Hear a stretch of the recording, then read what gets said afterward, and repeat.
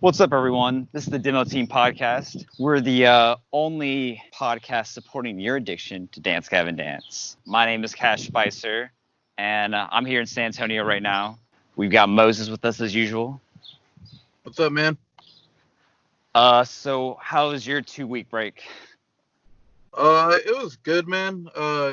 Just kind of been relaxing and figuring out if I'm gonna be going to Canada at the end of this month, but I don't know. Things are pretty tense still. Other than that, Yeah, dude, can I just say that shout out to NetArb. He let us preview the If I Die First EP, and it's fire. I'll just yeah, leave it at. man. Oh, But I didn't know we were allowed to talk about that, but okay. yeah, I Yeah, it don't know. was fire. I don't know how much we can talk about it, but we can let people know that we have that clout now.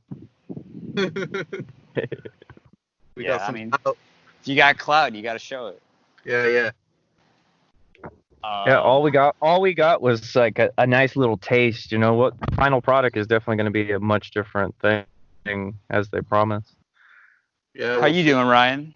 I'm doing pretty good. I've been just kicking back, man. Just trying to. It's been hot as fuck out in California, and I don't mean to throw a swear word out there in the first minute of the podcast, but yeah, it's been really, really hot, like super dry heat, and I've having to water all my plants like twice as much lately. Yeah, no offense here, Ryan. It's hot down here in Florida too, man. And I Is work that out. Oh, dude, it's got to be worse, dude, because you guys get muggy weather. Yeah. I'm It's busting up actually the sun. pretty nice in Texas right now, I will say. Lucky. It's like that breezy warm, It's the best, man. good beer drinking Calamiento weather. global.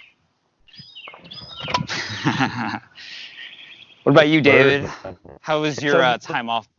Sorry, what was it? David, how's your time been? Your off week? Well, shoot, I'd say it's been mighty swell. Just Swell. Just avoiding old Dance Gavin Dance. avoiding? No, I've been jamming the No. guys ever since.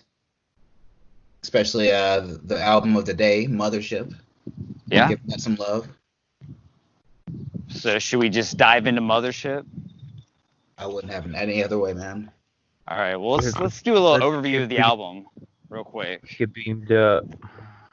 So- If I may, Will said that the album title was inspired by Parliament Funkadelic, who have an album, Mothership Connection, which that comes like full circle because I said that Parallels reminded me of George Clinton, and he was like the leader of Parliament Funkadelic.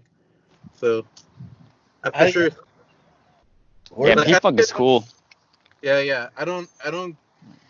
I mean, I guess there's a couple songs that kind of have that vibe on Mothership, but overall, it's just a great album. Like, probably my favorite album instrumentally. It's I guess you get Funkadelic is like kind of like funk mixed with like prog and like psychedelia, so it's like I could totally see the influence, at least to Dance Gavin Dance. Maybe not Mothership per se, but yeah, I could totally see Will Swan being a fan for sure. Interesting. I'll definitely have to check that out. It's some of it is a little like hard, like not necessarily hard to listen to, but like it's like a little like cerebral. It's like a lot, so. But it's definitely cool music for sure. Sweet. Yeah, y'all have to recommend bands at the end of the podcast or later. Yeah, if you've heard any like Snoop Dogg song from the '90s, Yeah. I've heard a sample of like Parliament or P-Funk or any George Clinton fronted band. I gotta say, I've been sleeping on George Clinton. Sorry. It's all good, man. he had a cameo in Good Burger too. And Nice. they dipped to one of his songs on Good Burger during that Yeah, scene, they did. Knee Deep, which is sampled in What's My Name by Snoop Dogg. All right. Yeah, that's dope. It's been years since I It just checked. makes me want. Talking about all these throwbacks, man, just makes me want to listen to some Bootsy Collins. You know what I mean? Hey. Yeah. Just in general. I mean, this is the P-Funk team podcast. So Hell yeah, bro. that's We what we want talk we want to about. know what you. George Clinton and related acts. I One thing I mean, if we're say gonna, about Mothership is that even though it's not my favorite album, I feel like it might be their best album, like overall. And I guess we'll get into that when we start talking about the songs. But yeah, what do you guys have to say about the album? Shoot, you know what? Uh, this album's, it came after Instant Gratification, and I will say that everybody seemed to step up their game. Uh, they were like, okay, it's our third album. We're not gonna try to rinse and repeat. We're gonna like. I just feel like they really brought back everything in new force, especially Tillian. Like, I'll say like the guy kind of. It's obvious like the guy was like, okay, let me improve my skills, my songwriting. And if you check out interviews, you'll actually hear like, oh yeah, like I took writing studies and stuff like that to practice, songwriting. And I really feel like you see the results on that on Mothership. So it's fantastic. What do y'all think? I feel like we lost our chemistry since we've been off. But who wants to go, Ryan or me? I can go. My thoughts on a Mothership, I would have to say, the album in terms of like Tillian albums, I would have to say is probably one of my favorites. Not only from like a vocally dynamic perspective, I feel like Tillian goes like balls to the wall. Not only from like a comfortable standpoint, because I feel like not only does he show like a nice like display of his highs and his lows, but there's like a certain level of grit to his vocals that A lot of grit. wasn't yeah, it wasn't necessarily like there in the previous albums, I would say. Like I There's feel like he was very like squeaky clean in the previous records, but on this one I feel like, from a Tillian standpoint, definitely a very impressive vocal performance. I feel like John Mass's vocals are very guttural, and he just like on songs like Philosopher King, and like it's just oh yeah. there's a very determined rawness to like his vocals that like you would hear on old albums, but it would probably just like it with the improper technique. It wasn't quite the same emphasis put on it. Yeah, But like instrumentally, hands down, this album from a production standpoint, this album pops on all. It's just clean, crisp, perfect. I love it. Ooh, Yeah. Ryan, I have to agree on the vocals actually, because Yeah. especially the more guttural sounds. Damn, I lost my train of thought. But no, for Tillian Well- actually. No, I came back to it. But Tillian actually, I've actually read another article that said that Tillian actually had the grit, in previous albums, but he was actually kind of trying to restrain that, and he'd take a lot of takes until he could get it squeaky clean. So if anything, you could say they kind of went for that squeaky clean, but let it kind of, show more Mothership, as a stylistic choice. So I thought that was cool. I could totally see that, especially with the songs on acceptance speech, because when you go from acceptance speech to instant gratification, I felt like the vocals improved a lot as far as like him sounding like more squeaky clean and I guess more like More natural, I'd say. more leaning on the pop side of things. And then when this album dropped, like it kind of like his voice really caught me by surprise, and it took some time to get used to, because he really won me over with instant gratification. Like I felt those songs, I don't know, they just really, like I felt like they were written for him. Like they complemented his vocal style on that album like really well, more than acceptance speech did. But yeah, to hear that like maybe he was restraining that grit, like it kind of makes sense, because like obviously moving forward his voice has sounded a little more grittier, and I think they've like written more to kind of complement that part of his voice. If anything, I'd say more matured and flexed out. Like later albums you'll hear more of his lower register, as in acceptance speech and IG. You'd hear more of his higher register and those soaring highs. Yeah. And like I said, it took some getting used to, but now I really dig it. But I think Cash was trying to to say some Oh, stuff. I was gonna say I think it's like a step in the evolution of Tillian for sure. Like you would like just you can kind of see the progression for sure, and this is definitely a step along the way to getting to what we have on Afterburner. So For sure. yeah. What else do you have to say about the album? Let's see. Now time to get crucified by all the fans, but Oh dear. all right. So the album's cool. It's a cool album. It's just not really my taste per se. Um, like That's fair. I agree. It's very good musically. I just don't really listen to a lot of these songs that much. I'd say probably the song I listen to the most off this album is probably Exposed. Your least, I huh? guess the thing is that I think the biggest turnoff for me, I think from it, or like, is probably the guitars. The tone. I don't really like the tone that they used for the album because it kind of reminds me of more like a generic metal tone. Maybe that's not exact. That's like kind of like how on. That might not be exactly the way I would say it, but that's like kind of how I had to articulate it because I'm trying to think of a better comparison, but that's kind of what I think about it. I do think Tillian sounds really good on the album, but I don't really love a lot of the lyrics, and there's not really, and the bass and drum parts don't really grab me that much either. Oh I do, really?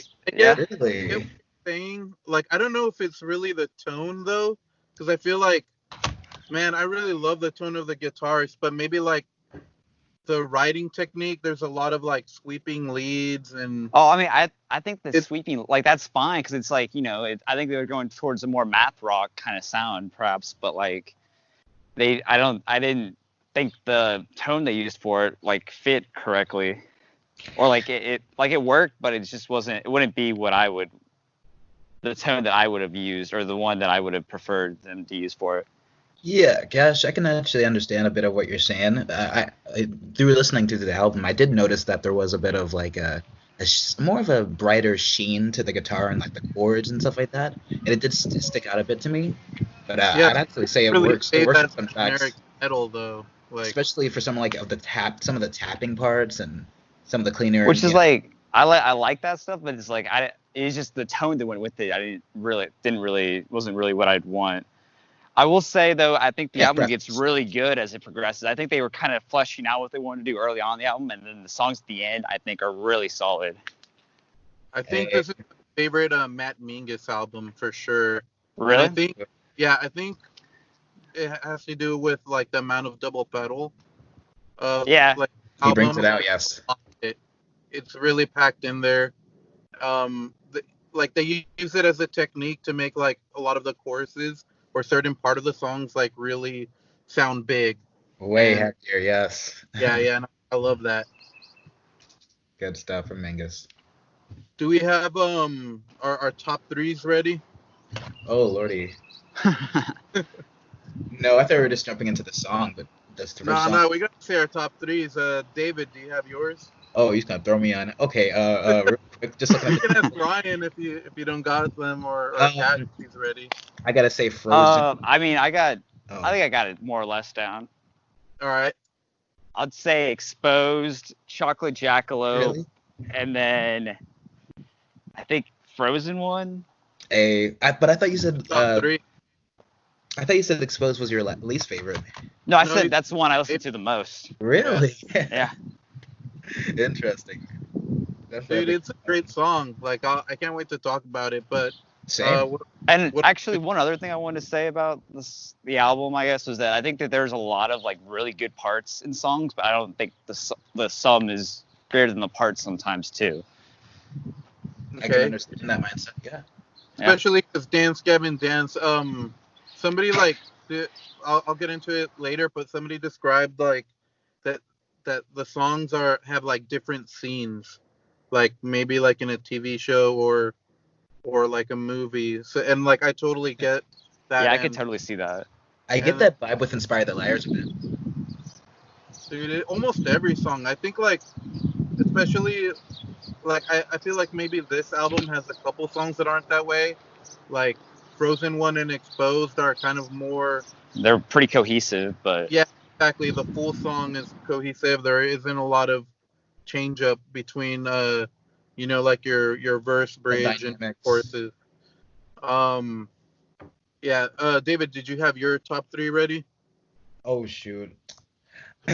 Okay, so yeah, I'll say Frozen One, Philosopher King, and mm, Man of the Year. Those are some of my top tiers. But there's a lot. Honestly, I could make it like a top five. Yeah, that exactly. I'm on the same boat. What about you, Ryan? Hands down, I will have to say my favorite tracks on this album are Deception, Philosopher Ooh, King, and Here Comes the Winner.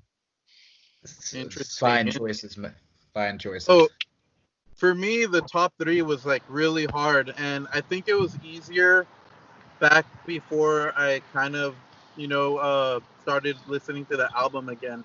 Like on I don't know, kind of on the surface, I would say Young Robot is like such a great track, and Frozen One and Exposed.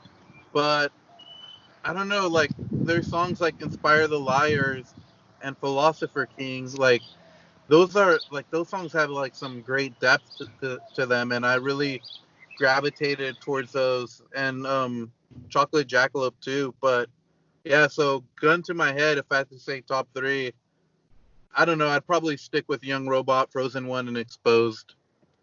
Yo, good shit. Man, honestly, I'd argue like I was gonna say the first three tracks are like super strong and like honestly some of the best of the album already. But like I'd say the first half is super strong, really strong. I feel like the whole album is way strong, and like there's even parts of the album and some of the songs that I kind of don't vibe with, but I still think this album's flawless, even though I don't. There's little things I can pick apart that I don't like, but that's Of just course. my yeah, I think preference. I'm in that same boat, but less so. All right, I guess we're ready to jump into songs, Cash. Yeah, let's get That's What I Like done. Oh yeah, we're gonna talk about that. I forgot.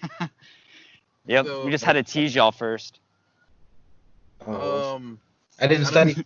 Wait. It's okay. It's all right. We'll just do this like in 5 minutes or something. Bad. Yeah, who wants to start with that? All right, I'll just start off. I don't know. Like, I kind of like I kind of like the cover for Third Eye Blind that they did a little bit better. Um, Yeah. so today I listened to That's What I Like on my headphones and then in my car, and like they were almost two different experiences. Like when I listened to my headphones, there was like little things that I could like nitpick that I kind of didn't, I don't know, vibe with. Like it felt like they, I don't know, they just kind of threw in some, like, I don't know, chugging and breakdowns and like heavy stuff, but it didn't really flow as well with the original song as what they did for the Third Eye Blind cover. But I don't know, when I listened to it in my car, it kind of felt different. Like I vibed with it a lot better, and maybe it's because I'm not picking up on things as clearly when I'm just driving and listening to it. But overall, it's a great cover. It's fun. I think Tillian did a great job, and they really did a cool job, kind of putting their own, I don't know, their own flavors into the chorus at least. Like I could dig it.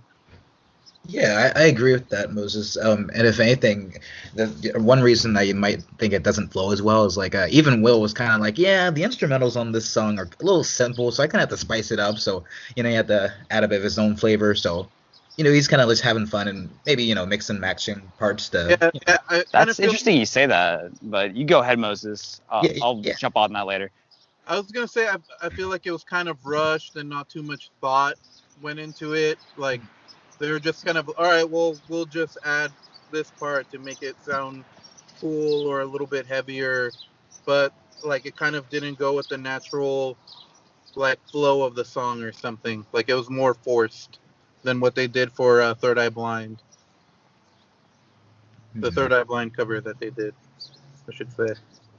Yeah, I could see that, I guess. Oh, I mean, off the simplicity part of it, what I kind of realized listening to it is that I think it's pretty much the same thing the whole time. They just kind of like add some like, you know, little parts to it, like in the chorus and things like that. Like they pretty much are playing the same thing the whole time. Yeah. Overall, they pretty much follow the melody and they kind of follow it instrumentally, and that's kind of how I feel like, or why I feel like they just kind of forced like their flavors into it instead of I don't know, maybe like rewriting it and putting a little more thought into it. But fun song nonetheless. Yeah. The birds seem to like it. Yeah, that's the thing. Like, I'm definitely familiar with, that's what I like. Huge song. But yeah, the Third Eye Blind song, I wasn't familiar with that song until I heard about the cover. So, I don't have too much to compare with or nostalgia or, but I know Ryan kind of expressed, at least knowing the band. So, like, what do you think about on that, man? Like, comparison, like, oh, this cover was more faithful or seemed to do more justice?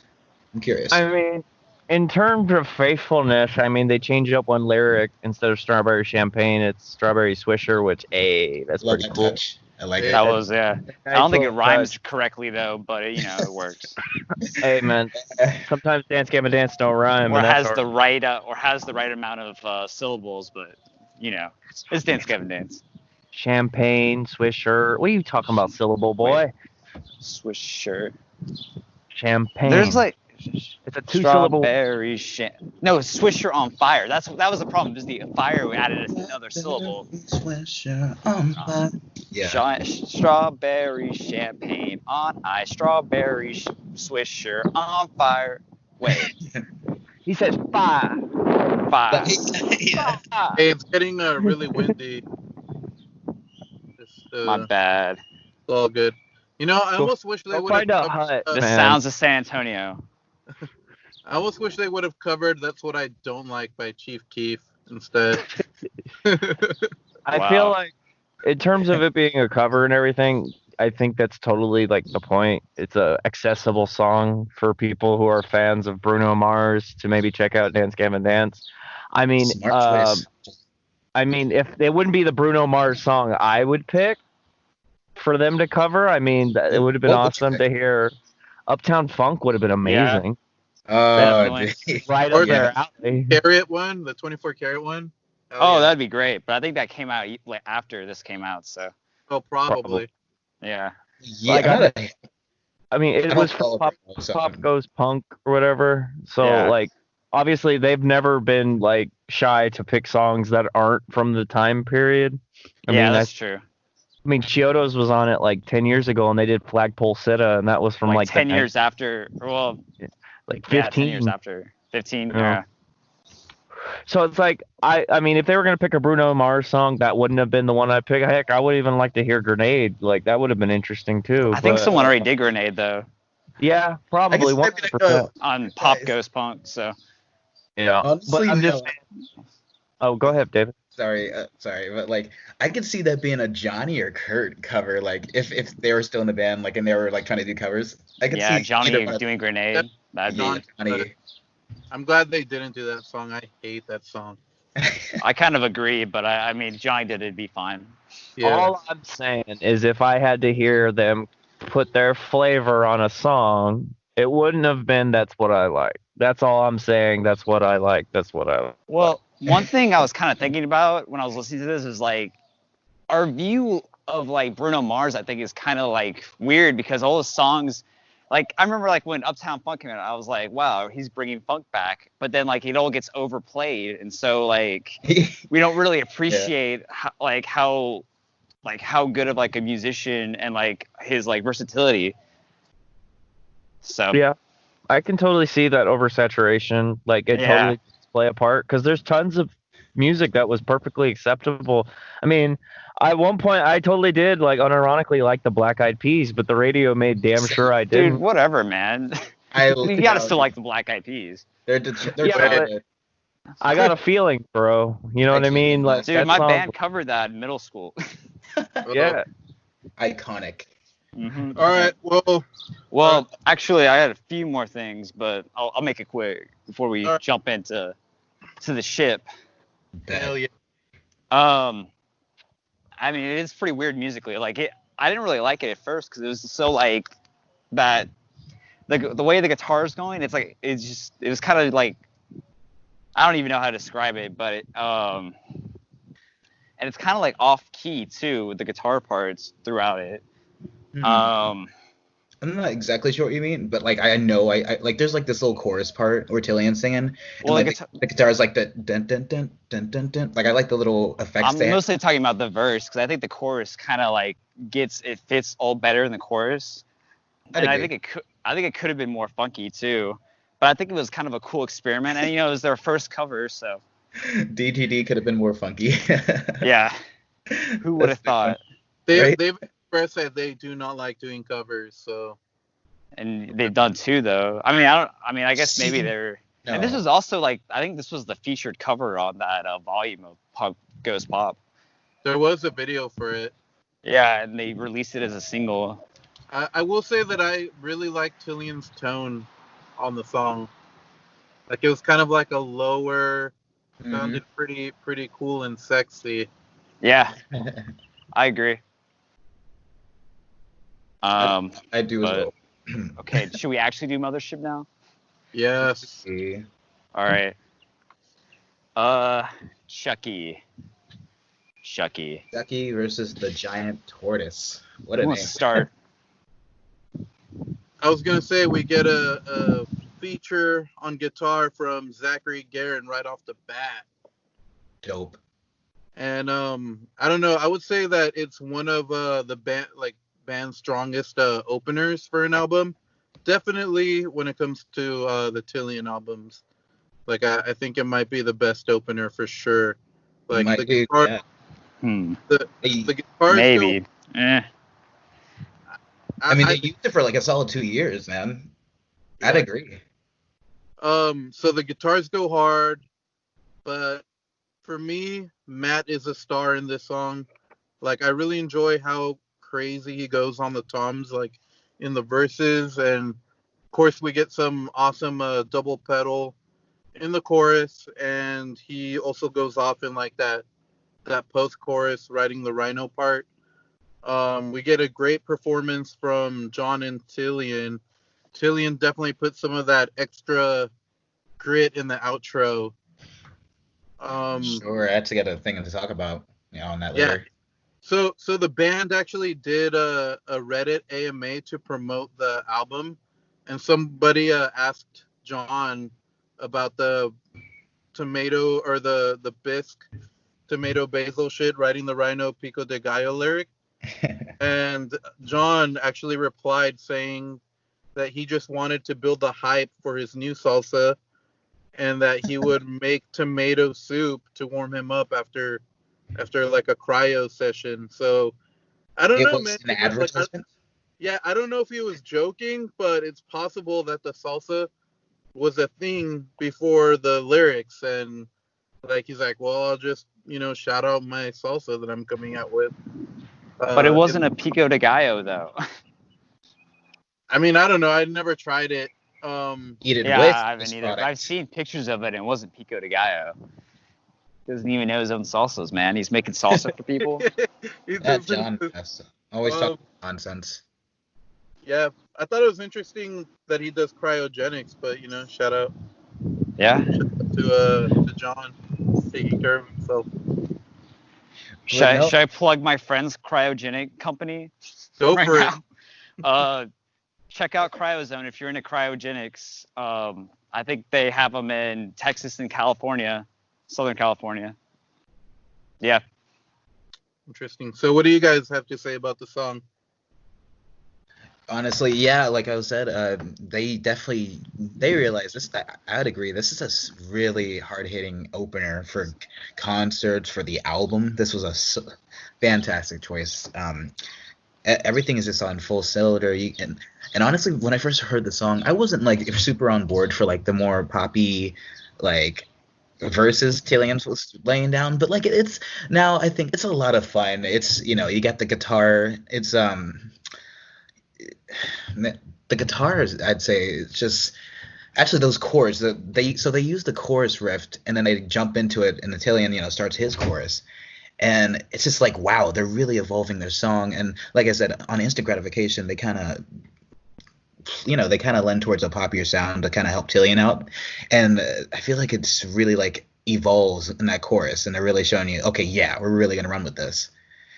And I think it's just a fantastic sound. I know you mentioned towards the end of the song, Tillian kind of gets this more gritty sound. And yeah, so my friend, he's just huge in the deathcore, way heavier music, and he was, he wasn't exactly like on board for a band like DGD, but when he heard this song, he was like, "Yo, I'm not even super for this band, but like the way the vocalist, goes so hard while being a high pitched vocalist without pulling that vocal grit, he does it all clean while hitting these highs." He found it super impressive, and I was like, "Wow, yeah, that's and yeah, that's coming from a deathcore guy who's used to screams and all that shit all the time." So yeah, I'd say it's a testament to Tillian just going hard on this song. He kills it.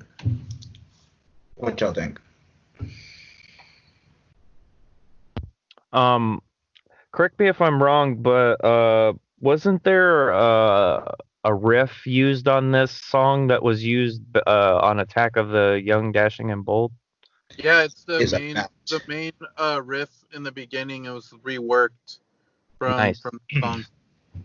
Yeah, that's a old school demo for those the uninitiated Dance Gavin Dance fan. And I remember hearing that song and just something inside of me clicked, and I don't know why. Like reading back on it years later and finding out that that's the reason. It's awesome. Just knowing that it's a real strong start to the album, and I feel like some of the strongest lyrical content to be found from Tillian, just like a lot of deep stuff. I mean, even that last line, like the White 21 is the maximum fun. Like if you like look deeper into that, it's like, well, who has more fun in the world than a White 21-year-old? You know what I mean?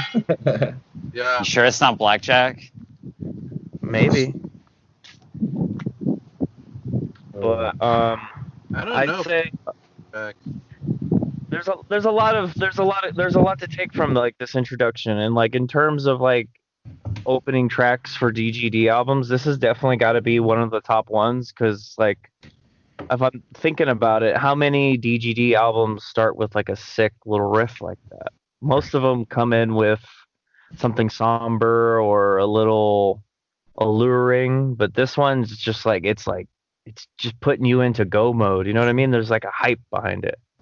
The song structure of this, like it's definitely way more tighter and dynamic, like especially towards the end of the song. Like you kind of switch off with Tillian, and then you go with John and there's more heavier parts, and then they Tillian kind of starts ending the song with that "Don't close your eyes" line.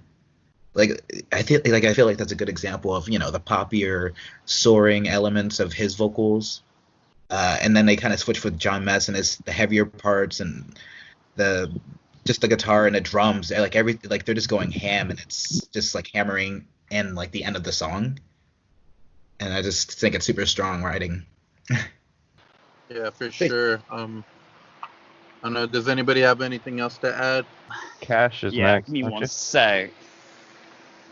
This song is very catchy, but I don't really care for the lyrics that much, and so that kind of puts me in a peculiar position, because I'm not really trying to sing all those lyrics that I'm not that into, but it gets stuck in my head, especially the chorus. The chorus is very catchy. It's probably my favorite part of the song. And the chorus, I think, probably has better lyrics, but the rest of it, really not that into. It is a very heavy That's fair. song, it is a cool opener, but See, you kind of feel me, like the dress code, cocktails looking so fancy, like we feel we're a little bit classy, like all that, yeah. Like I said, it's fun though. Yeah, it is definitely fun. I don't really like the Pico de Gallo part, but I mean, it is kind of funny This man. realizing that it's he's plugging himself, but I don't know, man. cool song. I I have one question about the lyrics though. Can I ask you if you like this lyric? Yeah, go for it.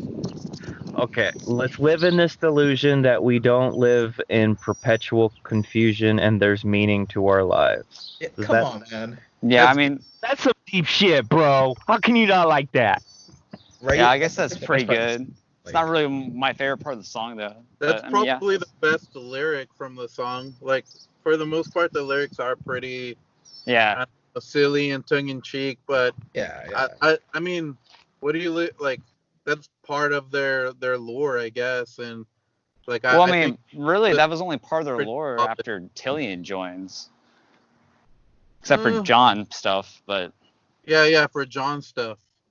John Nope. stuff, but Even the other guys, like I don't yeah, know, it's lyrics but weren't it always was great, and Kurt downright had some cringy lyrics, but for sure. But it was like I feel like it was kind of covered up. Mickey By Mouse. Like Mickey Mouse it wasn't quite like out front and for us all to see. What, like I, Mickey I, Mouse covers? It was covered up like that? Would you do my I love? think Tilly just wants to have as much fun as John's having That's true. writing lyrics, you know. Yeah. And I mean, like, I kind of hate sometimes being a stickler for like lyrics, but it's like it is very Yeah, out in it's your fine. face. Like when when Tillian has lyrics that it's kind of unavoidable. But I mean, I will say the chorus is cool, and I think the lyrics don't or I guess I don't necessarily care for them, but they don't break it, so I can like definitely get into the chorus.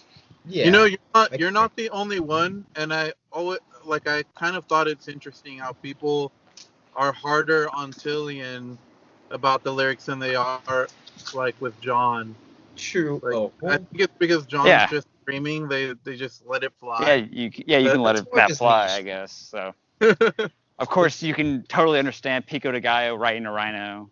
Like that's very out there too for this song. But yeah, that's See, my on the like the Tillian versus John thing, it's more of like John's been doing that, and like people realize like whether they like it or not, they realize that as his niche.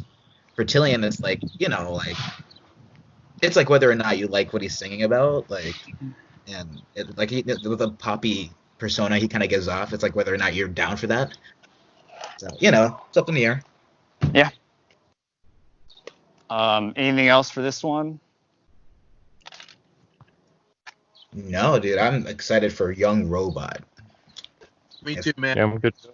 I mean, if anything, if I could start this off, I'd shoot like so. Honestly, like initially when this album came out, so what was it? I think it was Chucky versus the Giant Tortoise and Betrayed by the Game first. Those were the first two singles. And honestly, those were slow burners for me. But when Young Robot came out as the third single, I was like, okay, this is what I'm talking about. This song was definitely hitting the right direction for me. For sure, man. Yeah, I really love that flute intro that's played by Jessica Esposito, and we've mentioned her on the podcast before because she plays sax on Summertime Gladness, flute on Son of Robot, and the kazoo Awesome. in Count Basie. So Talent. Cool. yeah, so she's definitely left her like imprint on Dance Gavin Dance's songs, and Just session win player. yeah. And I actually, yeah, dude, I really enjoy this intro. It's beautiful, and like the flute reminds me of kind of like a medieval minstrel song, like Greensleeve. I don't know if you've ever heard of that. Like RuneScape music. Kind of, yeah. And what was I gonna say? Oh, the band did an AMA earlier this year, and they mentioned that the funky groovy part of this song was actually recycled from a Downtown Battle Mountain 2 throwaway, which I thought was really interesting. Like, I think Tim said that they constantly revisit throwaways from that album to try and pick some of that gold and sprinkle it onto other songs. I mean, of course, the riffs were sick, man. Yeah. So this song has a really fun chorus. It's got like a 70s disco vibe, and the flute in the background during the chorus, like and also the like rhythm guitar like remind me of that song called "The Hustle" by Van McCoy and the Soul City Symphony. The do the hustle. Yo, yo. Dude, like that's what it reminds me of. It like if you, especially if you just listen to the instrumental, for sure. Dude, And that's fantastic. yeah, No? Yeah, when I listened to the instrumental and I heard the flute was, it wasn't just in the intro, it was also in the chorus. I was like, yo, that was the finishing touch for the chorus. It's already super funky, and then you had that on top of it. I'm like, no, this is dank. It, yeah, it was a yeah, fantastic addition. yeah. It's a great song, and I think it's the song that I gravitated to the most when this album first came out. I don't know, Ryan, what you got? I gotta say that I like a lot of Dance Gavin Dance's need to like insert like childlike innocent like sound effects into their stuff, whether it be like at the end of On the Run where they're just going like ba da da da da da, you know what I mean, like kind of just like simple like innocent sounding instrumentals or vocal dynamics. And I feel like with the introduction of the flute, it does give it that feeling that the music video does, where it feels like it's the new start of a new day, the rising sun. It's a very Yo, pure feeling. Like the song just, it has like a nice whimsical feel to it, like almost like a fairy tale to it. good And I description, like, Ryan. yeah, I totally enjoy it. Like I would say like the music video for it is totally awesome. I would say like the art style on it is a lot cleaner, crisper, and a lot less muddy than say what was the last one? It was off of The Death of the Robot with Human Hair. I think that was Oh the yeah. last one. Wasn't it Stroke I God? the Stroke Stroke God, right? Hair was the one that came before that, but I was saying in terms of artistic like presentation, like that video was so much darker. And this one, like it uses like the Mothership cover for a lot of the backdrop, lots of sunny shots and stuff like that. I just like I think that just feeds into like the vibe on the song, which is a lot brighter and but it's not afraid to like throw like its heavy edges at you because like John Mass goes like wailing hard. The bass is great on this song. Like I don't think it's appreciated very much.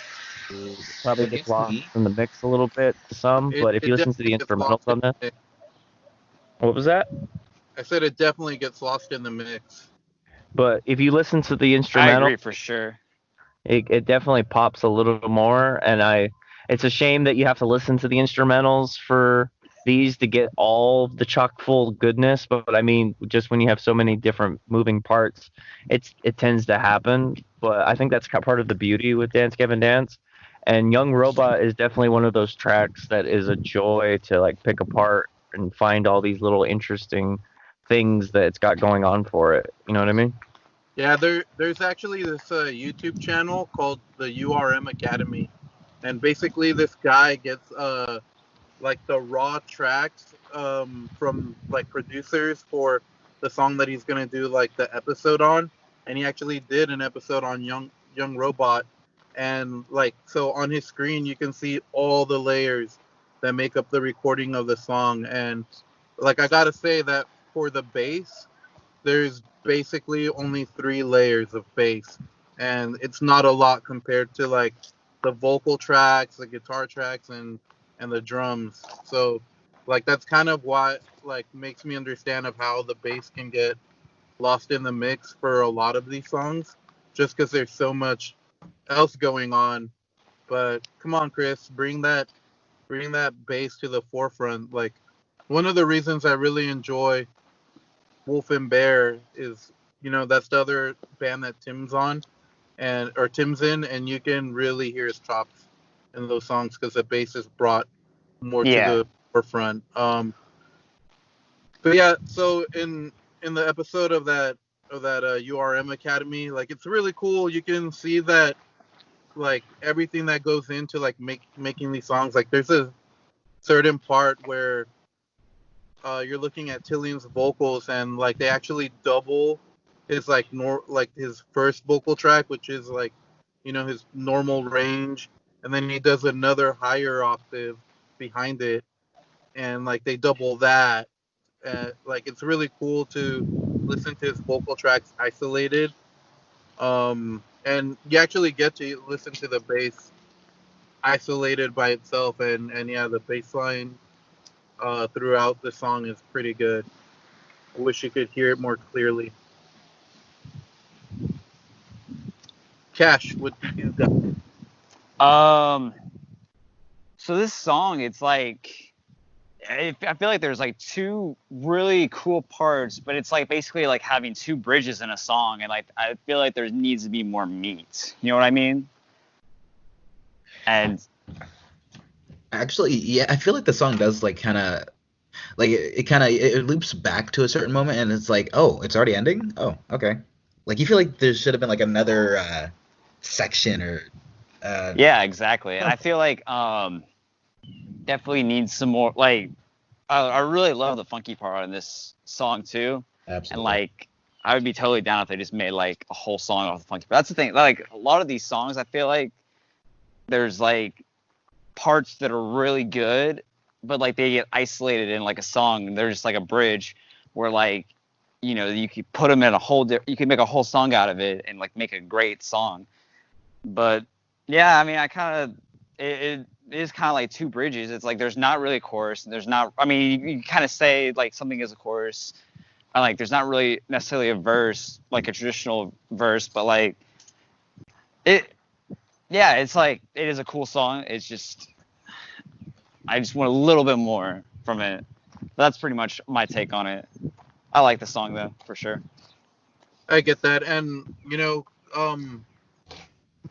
Will really likes to play around with song structures. Like, Yeah. there'll be a handful of songs that are pretty normal that get like your two verses, a bridge, and then a chorus that repeats after each section. But yeah, there's some where like Back to the Alex English example, right? yeah, where like you get like one, the chorus once, and like there's one song on this album where the bridge actually comes in after the first chorus before the second verse. So I don't know. It makes them for pretty interesting songs to kind of. It does for sure, and I mean it's kind of Sure. a thing that they do throughout the whole genre, like the whole post-hardcore genre. Like there's not a lot of bands don't always do. A lot of bands have done like non-traditional song structures for sure, and so yeah, it's not really something unique to Dance Gavin Dance. It's just kind of a feature for like this whole genre. It seems like. Does anybody else have anything to add for this song? Actually, I'm kind of sad I didn't listen to the music video again, but like I remember this is when they brought in like the robot with human hair, and he has like this badass fro, similar to Will Swan himself. And, Will's the robot. Will's the son of the robot. Oh my god. Wait, so is he a girl? Is he a girl that likes to swing his blade? I think it's kind of like that. What's it called? The Beatles, with they had that who is the walrus? Because they had that song "I Am the Walrus." I think they've totally adopted that like kind of mystique around the robot with human hair, and I think it's kind of a bummer we didn't get a robot song on the new album, but I don't think there's a robot song on this album either, is there? On this one, Mothership, this song is Son of Robot. Yeah. It's Young Robot though. Oh, Young Robot, my bad. Yeah. Because like up. before Those it are was kinda Death cool. Robot. So, like I'm trying to make sense of like the because you got Young Robot, and then the next one it's Son of Robot. So is it Son of Young Robot, or is this a song about the robot when he was young? Yeah. This is That's a why prequel. the latter. The prequel. It's a prequel. Yeah. None of us got that. Will or John said it was a prequel. Okay. Yeah. Did anybody here get that graphic novel? Yeah, I No. pre-ordered Oh, it. you did? Yeah. Really? Y'all Yep. have to tell me how that is. You're about to be our eyes and ears, man. You're about to Yeah, figure man. out that. Or our eyes, not really our ears, because it's a novel. But Yeah. He's I gonna thought read it- it. I He's thought gonna about- read it to us. Put it in an I thought about buying a I don't know if you can do secondary that. one, like a a giveaway for our listeners. So Ooh. yeah. Send it to Well- all of us and we'll sign it or something. Because I'm sure someone wants that. We'll get rich. They'll be like, can I get one without the signatures on it? Are we done? Are we ready? Yeah, I think we're Yeah. good with that one. Yeah, I've got my phone. Baby, I'm the frozen one. So yeah, the next song's Frozen One, and like apparently it's a reference to a Pokemon line. No. No? Yeah, it You heard really that. is. It's a Okay, a we had line from a Pokemon movie. But they It's didn't write the Sorry, song say about again? Pokemon, bro. but I think it's like a line lyric is Ash says. literally like, yeah. He goes, he in the movie Pokemon the first movie, Ash says, "I'm feeling like the chosen one." Then he falls in some snow and he goes, "I'm feeling like the frozen one now." Oh, maybe. Well, what then, movie is but it? The Pokemon the first movie. The first I think one? it's. I don't know. I don't know if it's the one with Mewtwo or if it's the one with Entei, but I believe one of that's them. what it is. You too. Yeah. That's interesting because in the Reddit AMA, or no, it wasn't in the Reddit AMA. It was in a podcast.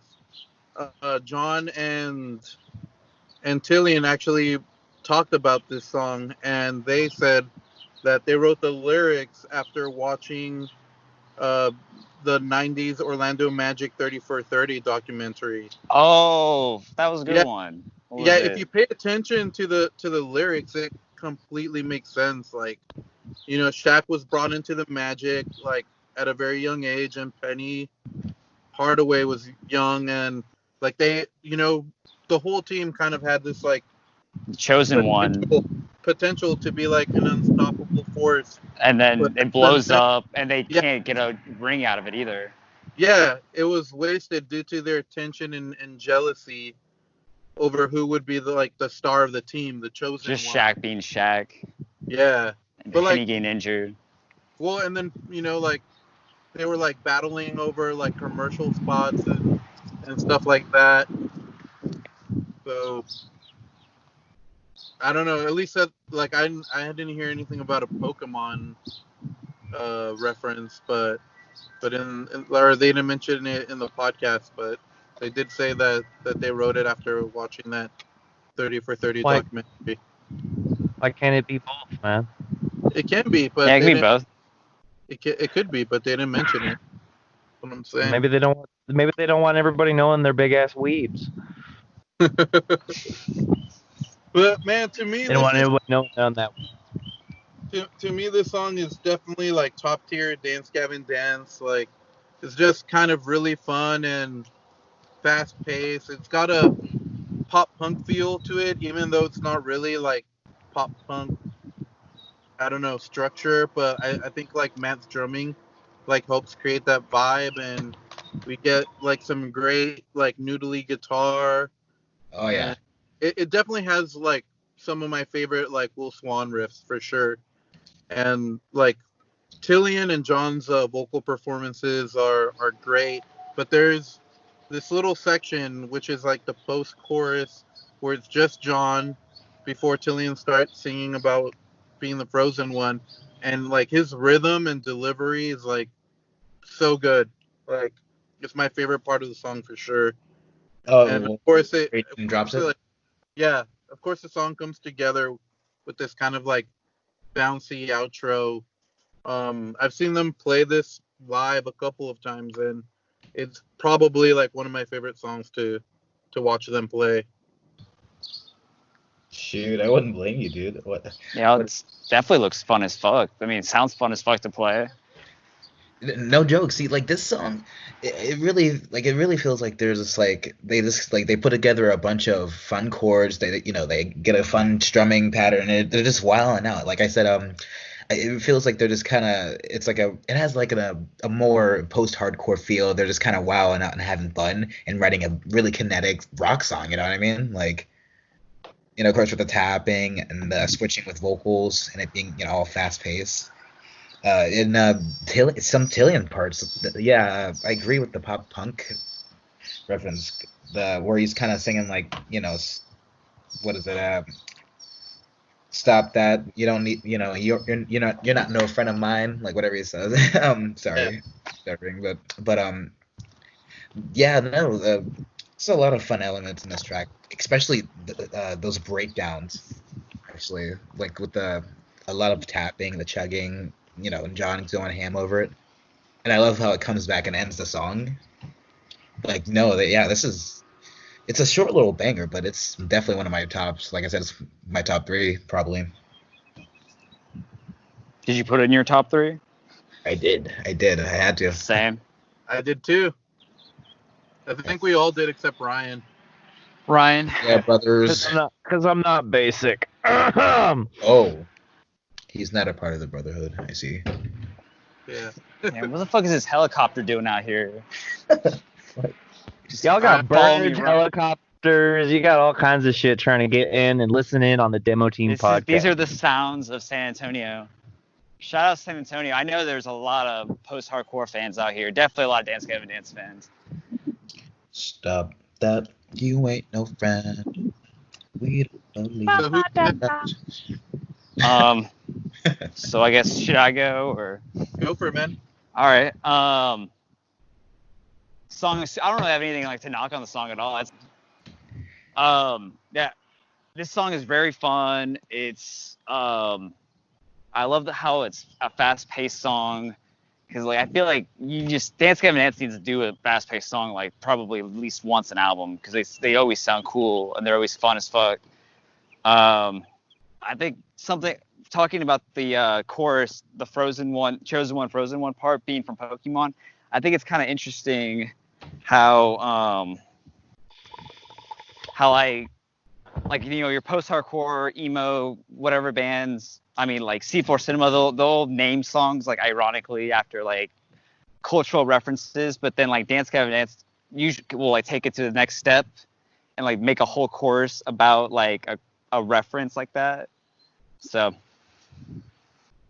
Yeah, and another thing I like is kind of how John and Tillian's lyrics are kind of more connected, and they seem to be teaming up on a similar topic, talking I about agree. whole relationships. The opening chorus or the opening verse is a good example. Like it was never compatible, but something made it flammable. Tillian follows up, being young and jealous, letting emotions go to your head and, it's being reckless. Yeah. That kind of theme. Like the Orlando Magic. It's Penny and Shaq's relationship, not John and Tillian's relationships. But I guess, it works. Yeah. But no, yeah, I agree. This is a banger in concert too, Moses. I definitely agree. Yeah. I hope to see it when they come back too, actually. Also, shout out Penny Hardaway. It's great to play with on 2K. Shout out Shaq. And Shaq too. Shaq is like a cheat code. You're playing like Blacktop. Me and my homie once played 2K and like we made up a team full of Shaq and like decided whoever sinks a 3 first would win the entire game. Difficult to do. The way we used to play is like one player gets Shaq, like Orlando Magic Shaq, and the other player gets Yao Ming, and then it's like, and then you just choose whoever the fuck else you want with it. But it was like, because if you got both of them, you just win pretty much because you just get all the rebounds, block everything. I don't think we've heard from Ryan. I don't believe so.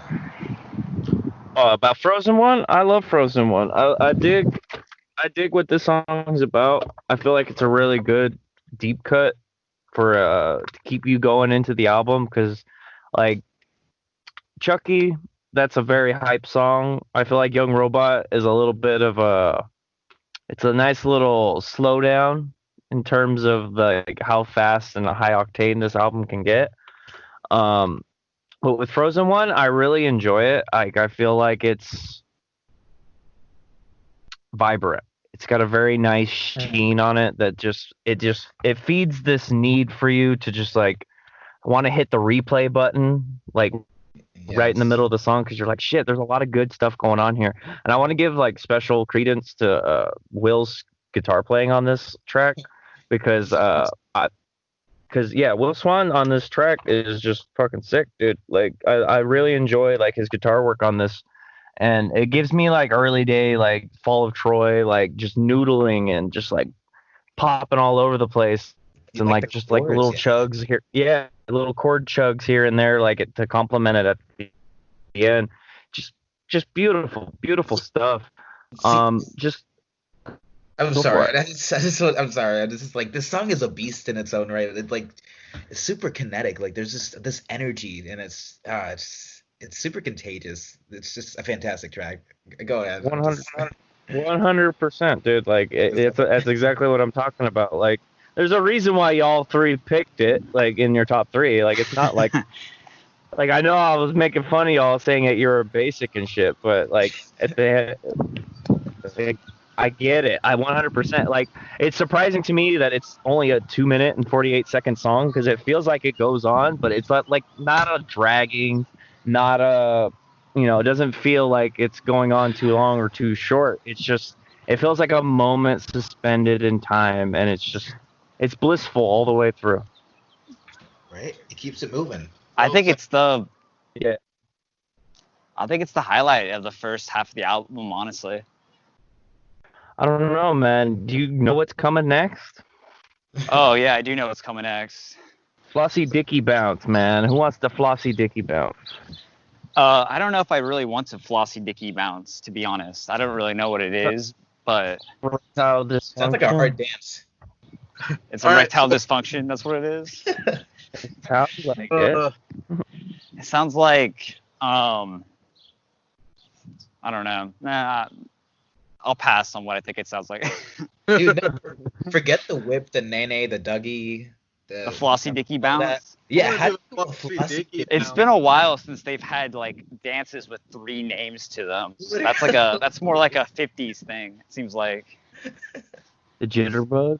And then wasn't there a whole meme about it being named after like an old woman with the name of Flossie Dicky or something? Yeah, I believe there is a person named Flossy Dicky. Really? I don't know if they're a writer or that siren's gonna get louder, but At least they drowned the it demo. out the birds.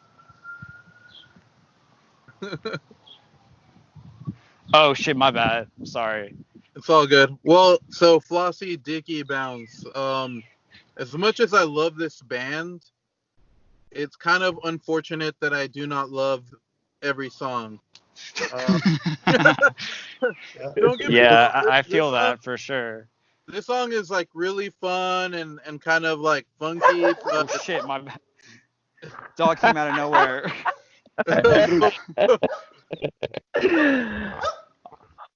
Somebody Our lost. co-host Cash is on the scene, man. He's trying to find people who love Mothership. He found a dog that loves The it. dog and he was just like, wanted "Do to- not talk shit about this song." Yeah, right. He's very upset. But yeah, Sorry, anyways, it's pretty funky, but I don't know. It's just not for me. I kind of find that intro chorus part just a little obnoxious. Honestly, that's fair. Yeah, I but agree. I will say that the outro is really really pretty, and like I wasn't even sure if I knew that outro existed, or like I don't know. I would probably You zone out. skipped it all the time. Yeah, because the song was usually an instant skip for me, but Oh, Yeah, same. Oh, I think we feel the exact Yeah. same way about this song. yeah, it sucks because I can agree it was. Oh, I no. really that outro though. It sounds so pretty. Like Tillian's melody's great, and like the rhythm guitar. If you listen to the instrumental, like it gets a little part before the intro. The lead guitar jumps in, but that rhythm guitar just sounds pretty cool. Like it almost sounds like a riff from like a shoegazy song. I'm confused. Like, are you talking about before or after the da na na na na na na part? After. After that. Yeah, Oh yeah, yeah, the rhythm's nice there. I love those chords and rhythm. yeah. It's a nice little rhythm, and then a nice little lead comes in. It's all good during that part of that song. Um, so John Mess actually stated that the song is about doing cocaine and being a dude, then waking up in the morning and cringing about all the stupid conversations you had. Wow, who could have guessed, dude? Yeah, Yeah, Can relate for sure. like this is John and Chilean just partying out. Both of them yeah. are So That's actually a very hilarious thing. they are wilding out. Like, come on, what is it? He literally yells "cocaine cringe fest."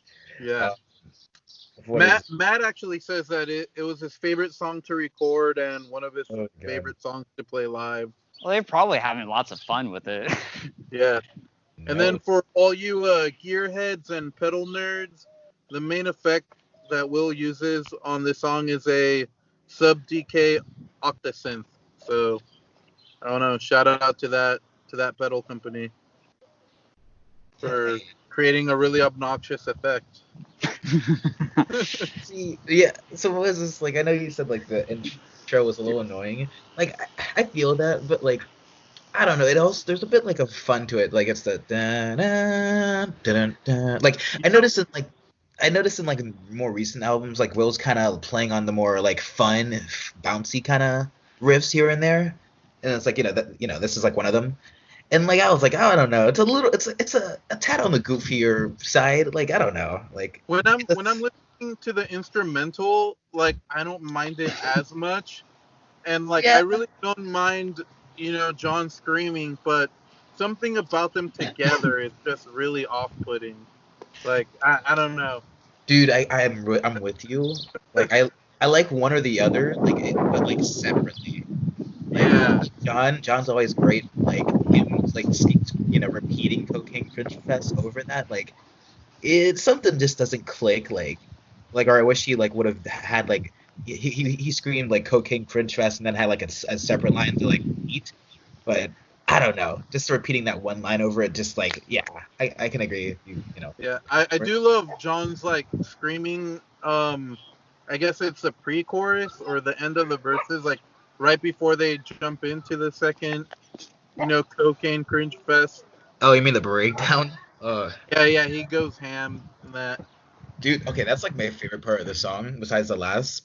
But like, yeah, like I said, this song took time to grow, but that part always hooked me in. I love when they get heavy, and I don't know, it's just it's just a nice heavy moment. Like I said, it reminds me of like the stuff on Frozen one, those like breakdowns and chugs, Yep. good stuff. Ryan Cash, what do you guys got? You wanna go first, Cash? Sure, yeah, I'll go. And then the end of the song is the best part of the song. Another song where I just kind of wish they made that the whole song, but like if they made a second one and they focused on the second half of the song, which they probably wouldn't do, that would be cool. Also the problem with that is that the rest of the song kind of overshadows it for sure. Like Moses said, like he forgot about the second part because he just skipped the song, and I'm kind of feel the same way. I low-key kind of hated the song for a while. I don't really hate it now. Because it's pretty cringy, it's pretty silly, but I think this song is kind of like like an inside joke for them that I don't think we were all in on, and so that's why they probably made it and enjoy it so much. Okay, so you hearing you speak about it, like that riff, the intro riff, it reminds me almost like an arcade or an art advertisement kind of riff. It's like, Oh yeah, I can see that. buy the new, toy, like, you hear that in the background, like, yeah, like it does give a silly kind of, yeah, I get what y'all mean. They were just having fun being obnoxious, and that's fine. Dang. Whatever.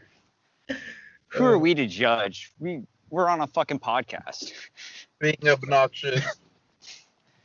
Our whole thing is splattering our opinions all over the sound waves. So And what's more obnoxious than that? nothing. Either way, I won't be plastic or neutered or numb. That's my standards. But I think that's the next song. Deception. Ryan, did he go in on Flossy Dicky Bounce? I have not gone in about a song about a 110-year-old woman. Oh my gosh. That's who Flossie But what Dicky about the was. Dicky? He's The 100 Dicky part is a 102-year-old woman. That's Flossie Dicky. Flossie Dicky was a 110-year-old woman. She That is- died like a couple years back. But I'm sure at the time when this song was written, she was the oldest living woman at the time. Really? So, I myself, I'm not like y'all. I actually kind of like this song. I actually enjoy it. I've listened to it with friends who have like gone like crazy with it and just had like real lot of fun with it. And cocaine wasn't involved. So, Dude, okay, so like when I first saw this song in concert, I was like, oh, this song, like that cringy, kind of silly intro, I don't know. But dude, when it hit, dude, I was bouncing. All that bias. it's a fun song it's a fun song with a similar guitar tone to like Shark Dad. You know what I mean? And the second half being like a ballad is just awesome. It's a perfect Dance Gavin Dance song because it's totally the extremes of what Dance Gavin Dance is willing to offer. Whether it be just straight up in your face, just like possibly the most grating shit that like a normie couldn't stand, and then you get Alien delivering like beautiful like fucking like ballad-esque sonnets at the end of the song that like it's like a total stark contrast to like how the song started. See, I enjoy it. I enjoy it for what it is. It's not, to me, it's not like the Rattler, or it's just grating to that effect, where it just beats you over the head with it. I like to have a lot of fun with it. I know you all love the Rattler for some reason. I like it messy. What can I say? Dude, I will say. Can I Jesus, David. Can I add that there's nothing cringier than a person on cocaine, like. Oh, the commerce. Yeah, that's. Wait. Just talking about God being real, or like why religion is important. I've had that experience way too many times with this guy that I used to work with. I'm like, you need everyone to be on cocaine, or else someone's just an annoying person, basically. Yeah, sure. Actually, yeah, I like the song because John's like kind of it's kind of just like it's kind of a self monologue while at our party. He's like cracked out, snapped out of it. I don't care. I'm in. I can talk a mile a minute. All that. Like he's kind of like relaying his personality and what he might be thinking. Like I like that aspect. One thing I will say, like from this episode, I think it's kind of giving me some insight into this album, and like one thing I'm thinking about now is like this. I think this album is more of just them having fun than we probably shouldn't take it too serious. Like I would say more so than say like Afterburner or Artificial Selection, and I think I'm kind of coming to that realization. Like right after this song, like we get into like some heavy content from the guys. So yeah, I think it's a little bit of both, having fun. For sure. They really get like serious and really get in depth about like some stuff. Dude, the next 4 songs actually, yeah, they have a lot of heavy hitting elements. The next 4 songs that we will not be doing because we have 2 more Mothership episodes. Dude, I am way too excited to talk about this whole album. Like, right? That's what I studied for. It's gonna be awesome. Maybe I just someday have one last we'll put them thing all to together. say. Go for it. I have one last thing for Flossie.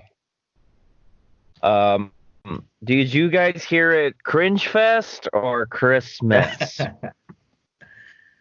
Christmas for sure. It sounds like Christmas, and like there's like a big inside joke about that. Like most listeners hear Christmas.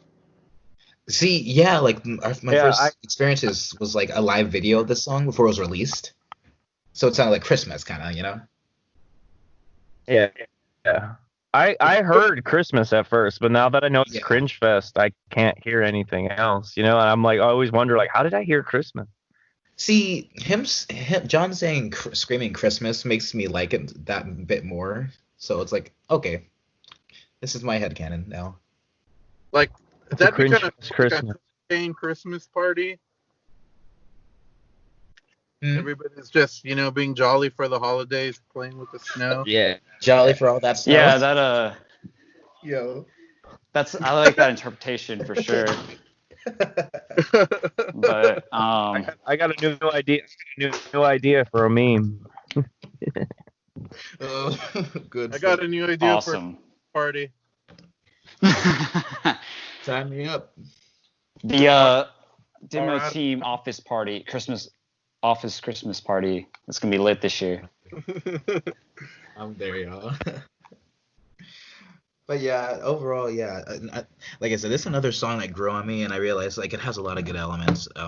Especially the way it ends. Like Tillian kind of just carries it.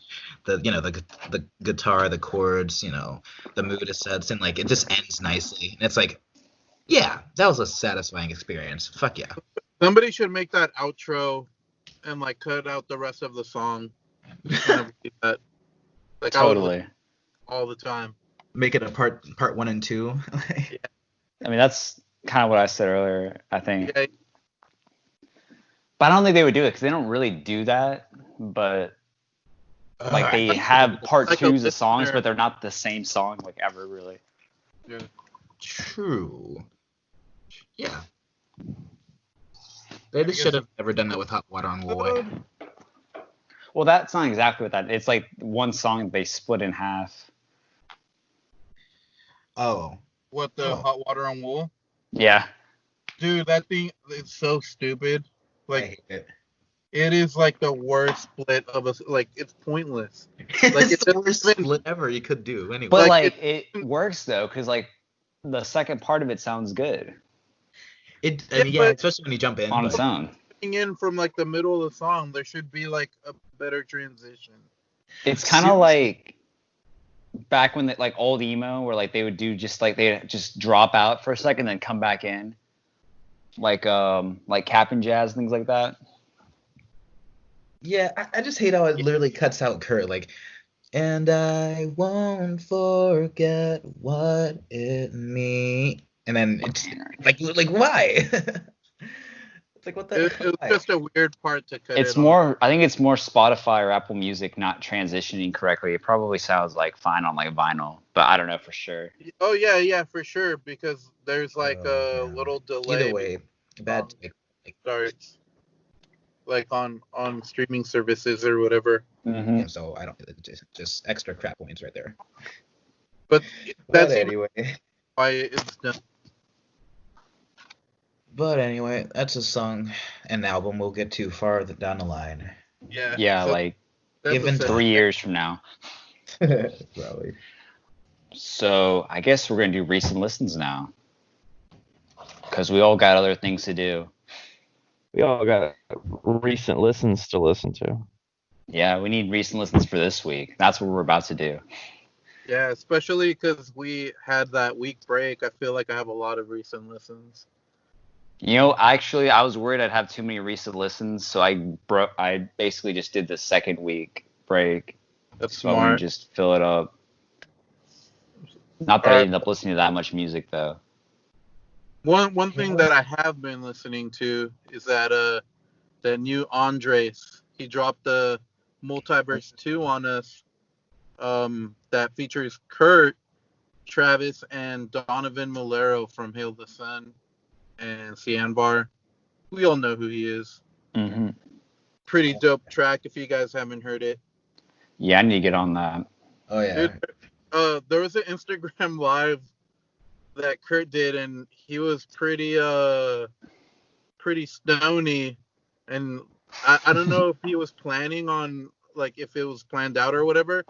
He was just playing some songs on acoustic guitar, and he played Multiverse 1 like twice, and I don't know if he like meant to do that or he just totally forgot and spaced out. Yeah, he got lost. Yeah, but anyways, what else have I listened to? Oh, Pulses, shout out to them. They released a cover of Love Like Woe, which was originally by the Ready Set.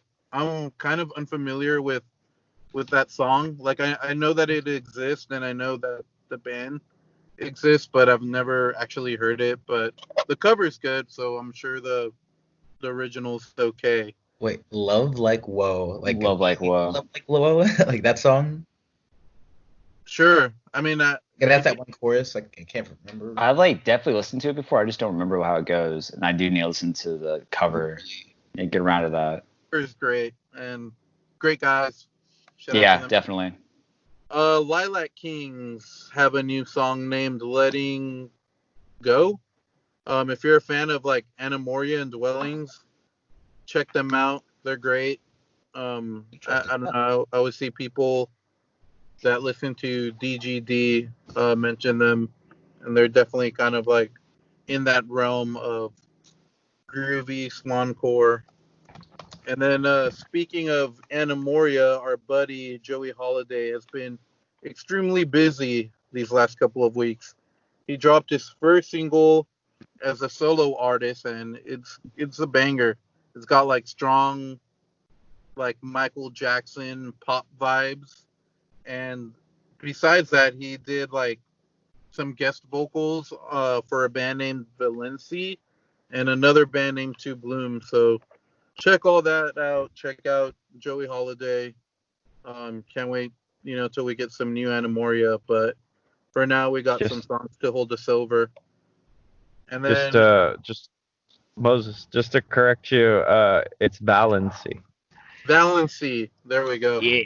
It was like Yeah. they're a band. It's all right. Like I love those dudes. Those guys are awesome. Cool. Yeah. Shout out Valency. Sorry for It's all right. butchering your name. But yeah, earlier this week was the 4-year anniversary of Lil Peep's Crybaby mixtape, and it was actually the like first release by him that I listened to, and I listened to it back when it came out, like in 2016. But for the anniversary, I guess they decided to put it up on all streaming services, and yeah, like YT off of that mixtape was like the first song that I heard by Peep. Like I remember being blown away by the fact that somebody would go out there and sample Such Great Heights by the Postal Service. I was like, what the hell? So I had to like look up who the producer was, and it happened to be Nedarb, friend of the podcast. I think we could say, who's in If I Die First now. But yeah, that song and mixtape was what introduced me into that whole genre. Um, there's this band called Properties of Nature, and they released a new song featuring Isaac Wilson, the vocalist of Dwellings. Song's a banger. They have like 2 other songs on Spotify from back in 2018 that are like really good as well. So I can't wait to hear more from them. I got a couple of other things. Zachary Garion released a new song featuring Ben Rosette. So Yo. basically 2/3 of Strawberry Girls, and it's pretty good. It's definitely got those SG vibes. I'll have to I check don't know, that out. I was like unaware. more. What's up? I'll have to check that out. I was unaware completely. Yeah, this rapper named Tyler Yahweh dropped a new single featuring Post Malone, and I don't know. I like Post Malone, so I'll like check out anything that he's involved with, and it's some heat. Never heard of that rapper, so I'm interested to more from Tyler Yahweh. But a rapper that I do enjoy, named Ian Dior, he dropped a new like album.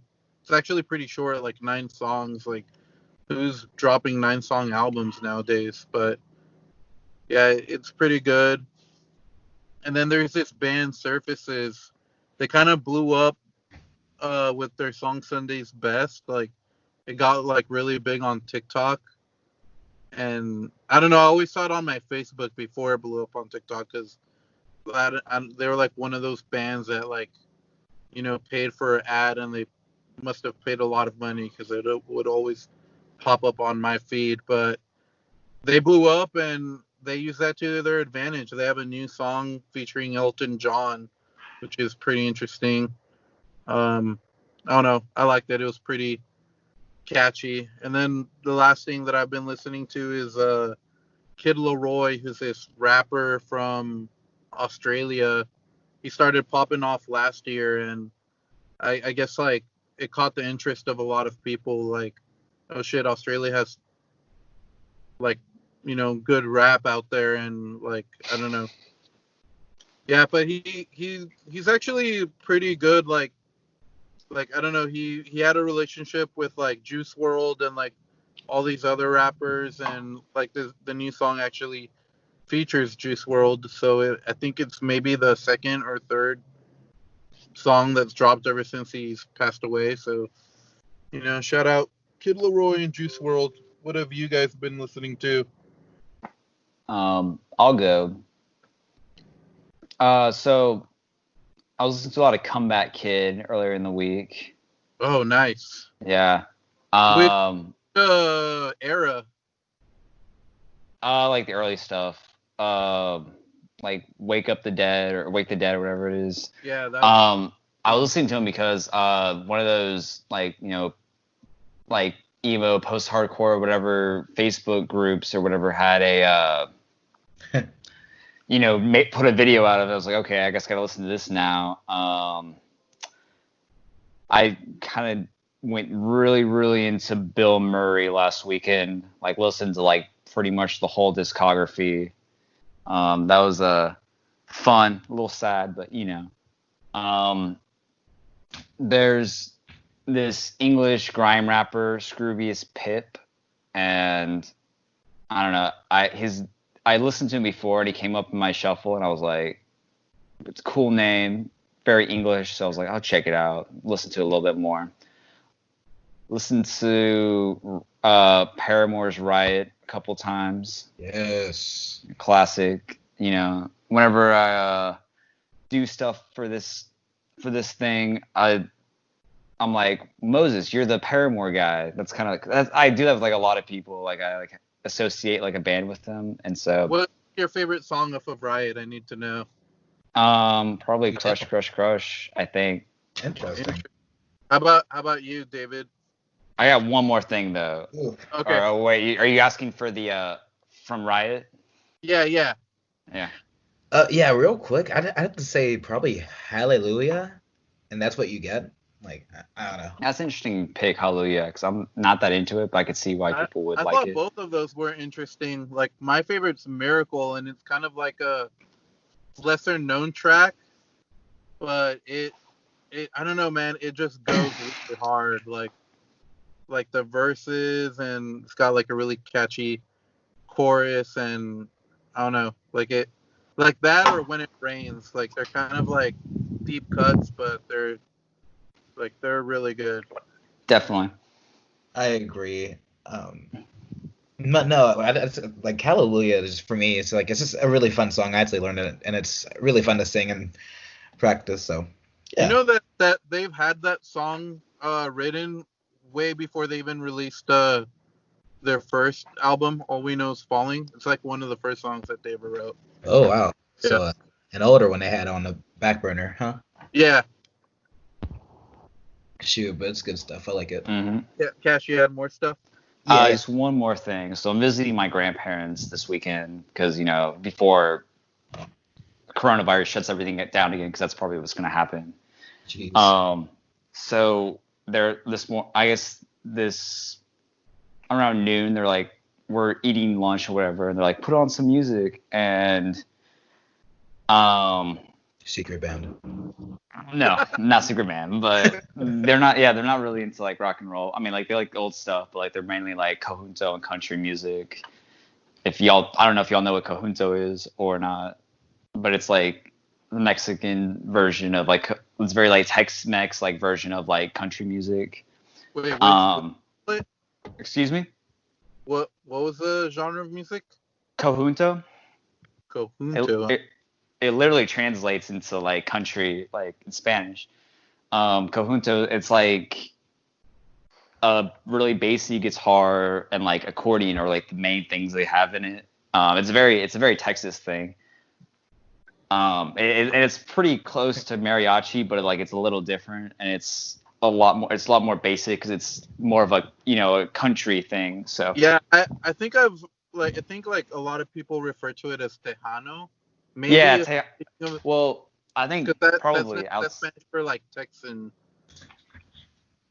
yeah, But that's like more the Texas. I mean, like in Texas, I think they refer to it as conjunto, but I definitely heard it called Tejano for sure. okay. But anyways, they're like put on some music, so I'm like, okay, what do I listen to that they like? Because I didn't want to just like fall back onto like I don't know Willie Nelson or something, and so I put on some Kurt Travis for them. And Go to Mothership. Mothership, yeah, I should have done Mothership. I'm sure they'd like that Flossie Dicky bounce song, but yeah, put on Oh, Everything Is Beautiful and some back to Eternity the Forever. They seemed okay with it, so that's cool. yeah, Yeah, I That's feel like pretty- Kurt Travis is really accessible to like definitely. for like other people, especially Eternity Forever. Because I'm mostly listening to like post-hardcore stuff. If whenever like a girl, like a Tinder girl or someone would be like, "Hey, show me a song," I'd be like, "Okay, here's some Eternity Forever," so I don't have to branch too far out. But That's a good yeah, choice. I'd use the same. Yeah. yeah.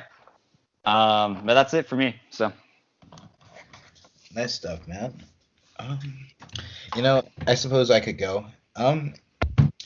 So I haven't been listening to too much new music, especially like I've definitely opted to stay more in my comfort zone, especially with the times.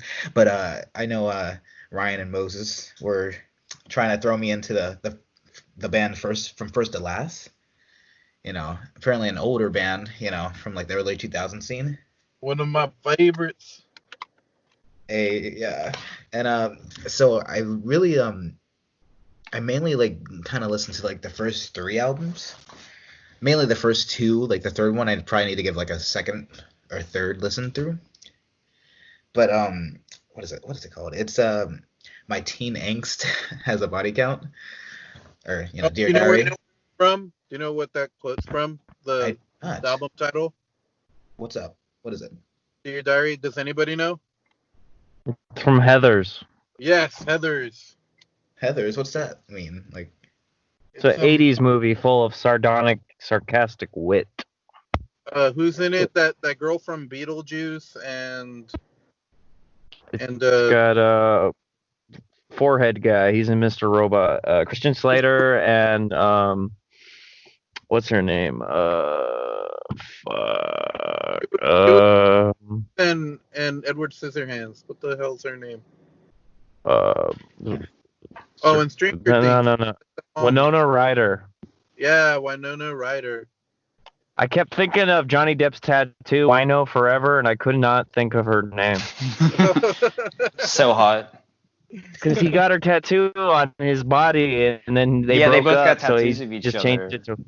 Wino He just changed Oh, wait, it to Wino. I think like I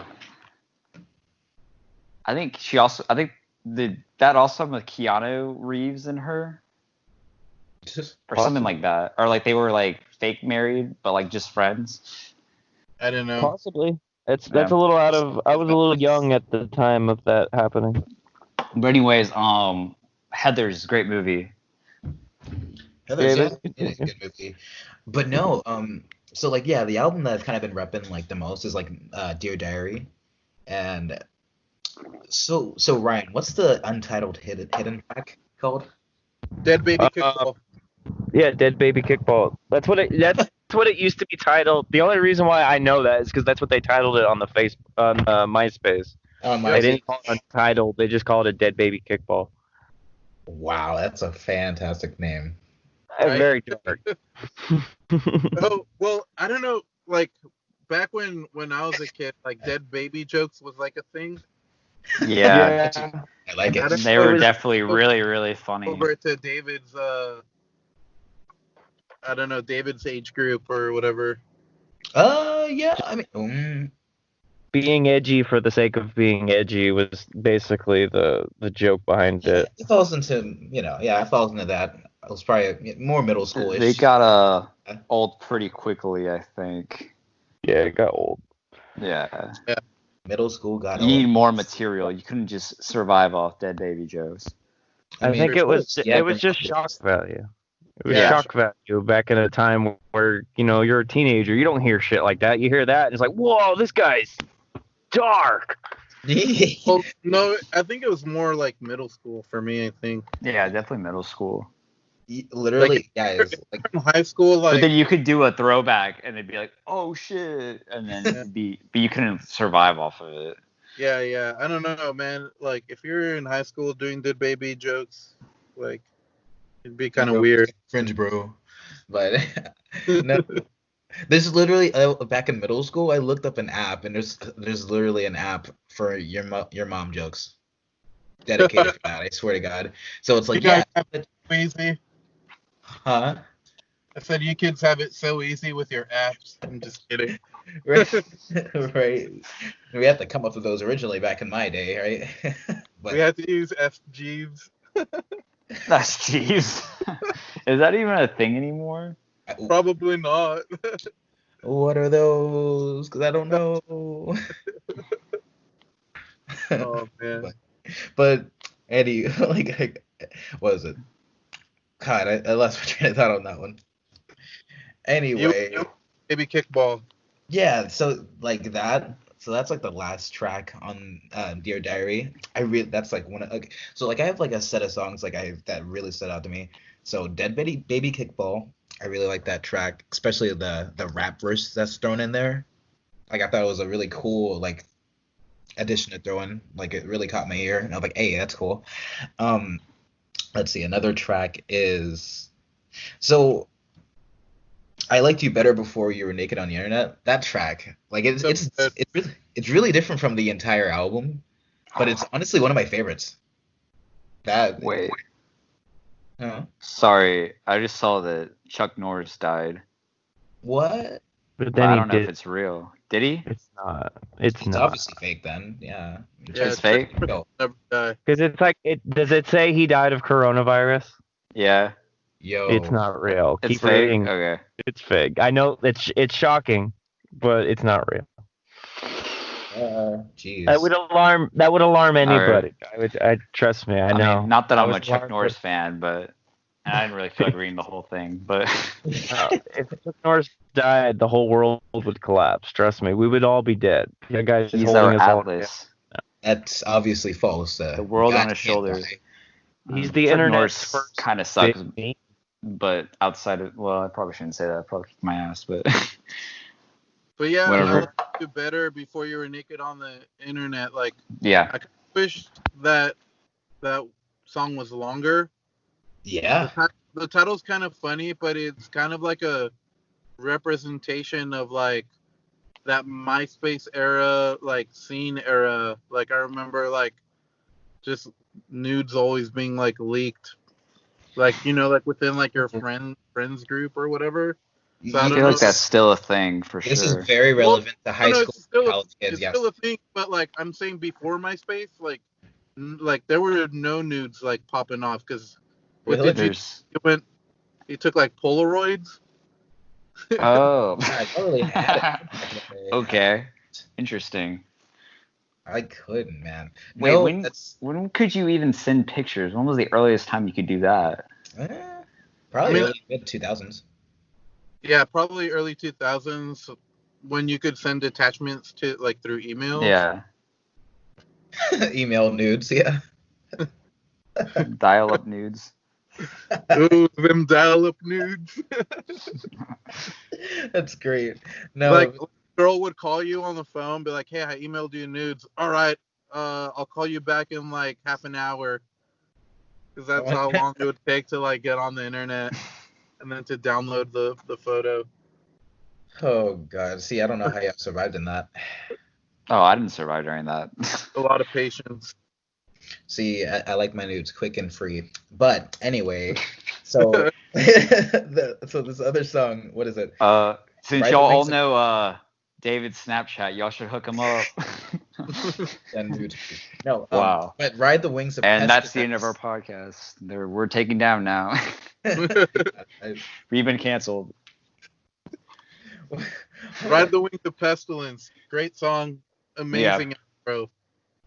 Dude, yeah, I like the intro. See, yeah, this song is obviously more channeled towards the sound that they're going for on that album. And I had to look it up. I was like, pestilence, interesting word. Let me look it up.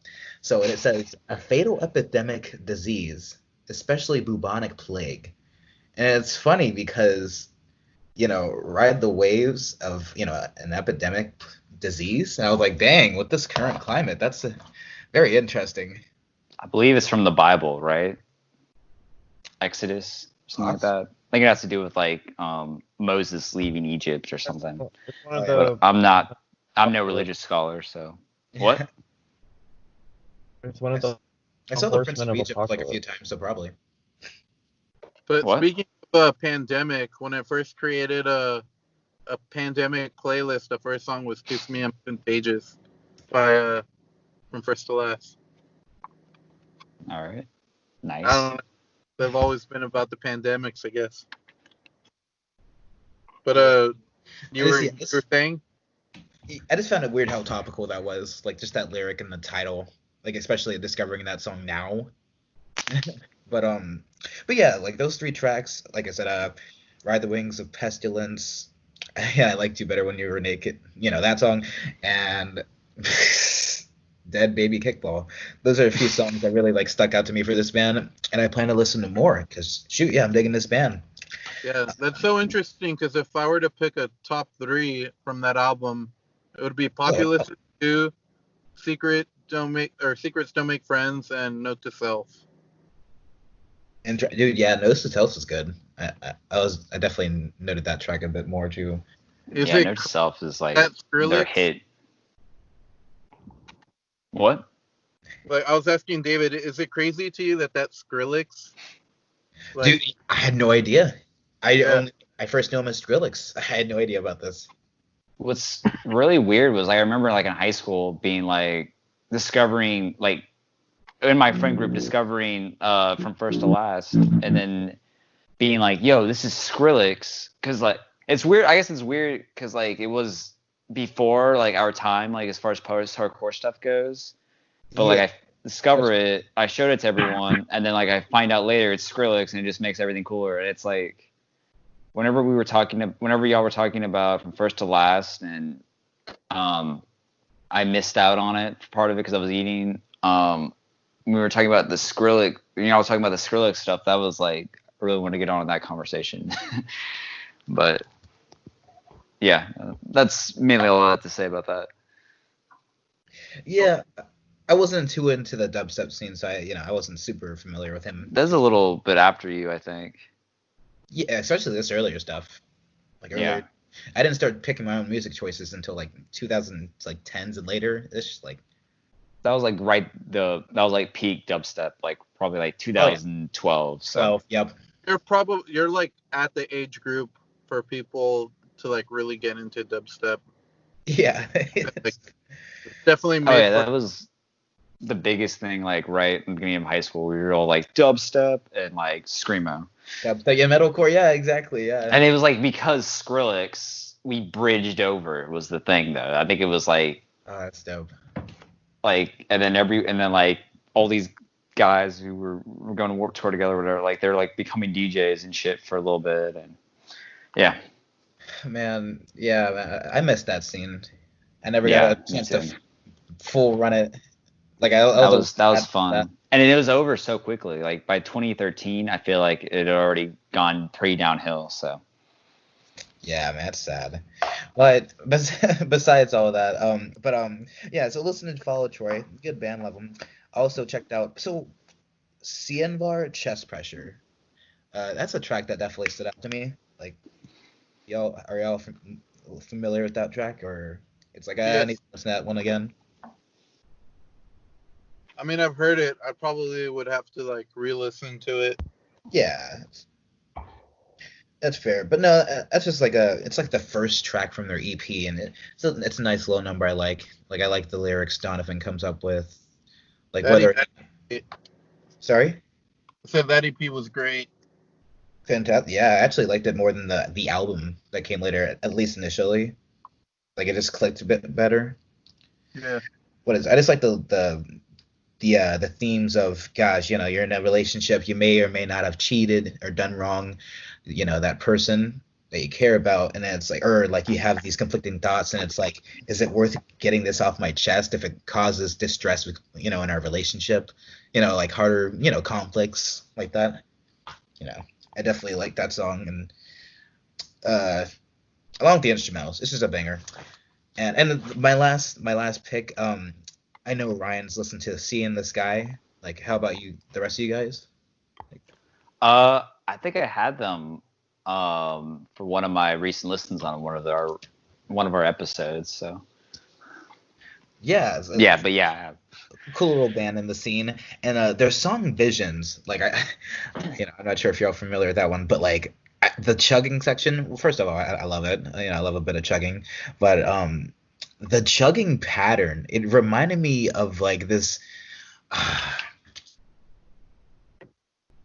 Ryan, do you know that song like offhand, like Visions?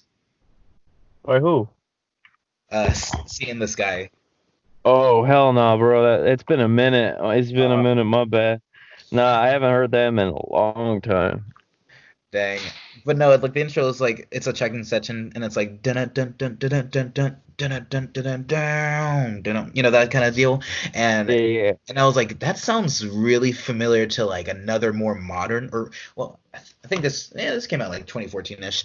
But no, like who was it? Like it was a band more like A Day to Remember. Like it just kind of had like that chugging kind of deal. Like, and it sounded exactly like the same intro. Nice. I Off the top remember. of my head. Dun, dun, dun, dun, dun, dun, dun, dun, Yeah, yeah, it's something like dun, that. dun. Yeah, see that song. Yeah, Like, that was a day to remember. Man, it Come was on, a plot to the plan. first. No, the first single off of the second album. Was it a plot to bomb the Panhandle? Oh no, that's what is it called? What are we even talking about right now? We're talking how about a day to remember.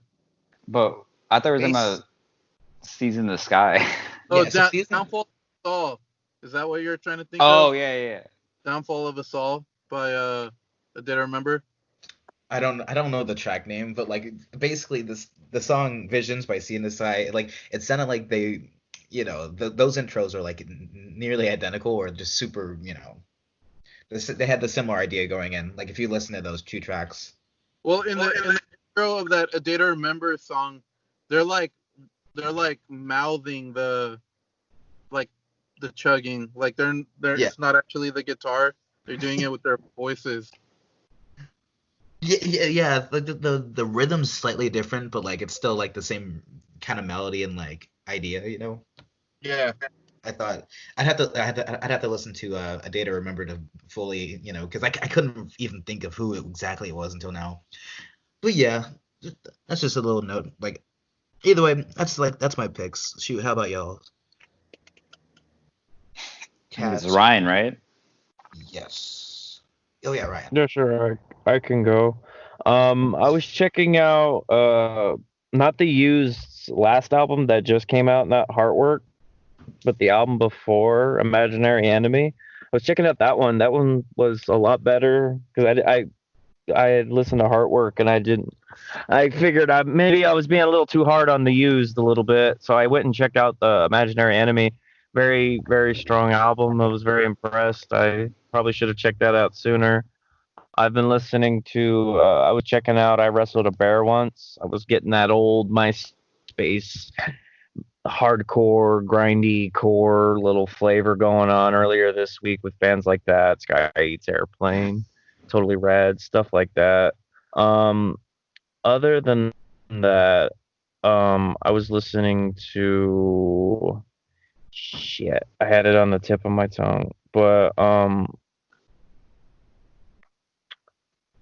other than like the Used and I Wrestled a Bear one, Sky Gates Airplane, I've been listening to this old school band, Adair. I don't know if y'all. I know. I think Moses knows what I'm talking about. Of course I do. Yeah. I've listened to. I've always loved this band. They're like one of those bands to me that coulda, shoulda, woulda. You know, bands that probably should have gone farther but didn't. They and were like the like, only reason why. Go ahead, Mo. the only thing I was gonna add is like they were on the like almost like in the beginning of like the scene post-hardcore before it became like a polished thing. Before everybody's Yeah. like, well, the songwriting's gonna go in this direction, the vocals are gonna go in this direction. There was something still kind of like punk rock about it. Yeah, I mean, they were a new metal band before that called Disturbing the Peace. I don't know if you've ever heard of them. They were really awesome. A little different, little rapping here and there from Rob Tweedy, which is a little odd to hear if you're only familiar with Adair. Yeah. Yeah, it's different. I could see why they changed their name. I don't get why Adair wasn't successful. Their album was produced by John Feldman in the same house that Story of the Year recorded their Page and Avenue album with Until the Day I Die and freaking Anthem of Our Dying Day, shit like that. You know, they had all the tools. They even had a feature from Dan of Story of the Year. It's crazy to me to think, you know. And the only reason why I was looking at old bands was because our good buddy Moses here was sharing with me this old school band I used to listen to a lot called Strata, who is just blissful music, just way ahead of its time. And I was really just enjoying on their Strata Presents The End of the World, which I feel like if it was released today, that like Swancore heads would have just like flocked to it en masse. But I feel like it was released during a time where people just where post-hardcore was reaching its peak and metalcore was just about to blossom, you know? Yeah, and they weren't really, they were like outside of that scene. They like never broke into like post-hardcore scene, and you know, they never. Yeah, they were more alternative. And yeah, it was more alternative. They were more, Yeah. you know, Yeah. like we've talked about, the vocalist is cousins with Jared Leto. Yeah, Jared Leto. So they were all trying to, you know, go more for a radio rock vibe. Like they were trying to take that route instead of, you know, just doing the more underground route, which I don't know, like it probably would have helped them if they went more of the underground DIY route. But who knows? They were like, I don't know, they were before that album Presents the End of the World came out. They were like straight up almost like that tail end of new metal, back like when it started getting more like experimental and but rocky. Yeah, a little bit. I mean, other than that, I've been listening because Seafloor Cinema totally made me want to check out. What's up? They played a lot of shows with Trap. They came out around the time, same area, same kind friend of the podcast, Trapped. They probably played a lot of shows with like Seven Dust and freaking. Oh, Seven Dust, awesome. They weren't that big. They didn't play no shows. Oh, okay. They probably played a lot of shows with Drowning Pool and shit like that, you know. I think the guy died. Yeah, he was bigger than a one hit. These are some old school references for long time listeners. Opening up some old wounds right now. What was on like the Punisher soundtrack? Yeah. And like maybe the Elektra soundtrack too. Like they were on a couple of those like older Marvel movie soundtracks though. The ones that weren't good. Yeah. And they didn't blow up. Not that I've seen them, because I don't know. Thomas Jane's Punisher was amazing. You better wash your mouth out with soap if you ever disrespect my Punisher again. Sure, I'll watch it sometime. I don't care. I like it. John Travolta's we'll not be bad. back on quarantine soon, so might as well. That movie will put you in quarantine. But other than that, I've been listening to some High End Driving. That's Anthony Green's old project before Sayasin, just because Seafloor Cinema brought it up, and I was just like, damn, it's been a minute since I've listened to that. Circus Survive just came out with a cover of a Tears for Fears song, Head Over Heels. Uh, I was checking out He Is Legend before they were He Is Legend, the Uriah Ullman, which is really different for He Is Legend. And I managed to find some B-sides for from First to Last's self-titled, which aren't really online anywhere, so it probably won't pop up on any Spotify playlist. But that's pretty much all I've been listening to. I think Cash, you're next. No, I already went. Oh dang! Anybody else? Or is that it? That's it. I think that's it. Be it. Finish this Dang, baby I guess out. that's time to plug them socials, boys. You can All find right. Ryan at Ryan / on Instagram. You can find my band. It's at Stay Still Official. You can touch me never because I have a girlfriend. Please don't. Touch me, taste Why me. would you say that, Ryan? Can I touch your dick? Dude, oh, That was so weird, but all right. dude, when Duly Professor noted. Diary came out, we used to comment, can I touch your leg on like everybody's like MySpace, like the photo, like in the photo comments, because we thought that line was so funny. You killed the website. What was it? The one-armed boxer, I think. Like in the end, it says, "Do it make you sweat? Can I touch your leg?" Like Travis Richter had that I line. think that's isn't that is the one on Oh, Barks? I'm contagious. Yeah, that's Kiss Me I'm Contagious. Yeah, like the end. Dude, that part is Hey, it's sick. not the one. Yeah, it's the one with the bang, bang, bang, guns go bang. Contagious. Hmm. Yeah. So anyway, plug your socials, gentlemen. Okay. My name is Cash Spicer, as always, and you can reach me at Cash Spicer on Twitter, and you can reach me at the Cash Slinging Spicer on Instagram. I just made a new Instagram because I got a new phone that has a camera that works. So yeah, I guess I'll be doing that shit now. Oh yeah, we gotta do our socials. You can reach us at Demo Team Podcast on pretty much everything. Twitter, Instagram, Facebook. Hell, you can email us at Demo Team Podcast at Gmail if you really felt like it. Yeah. Let's go next.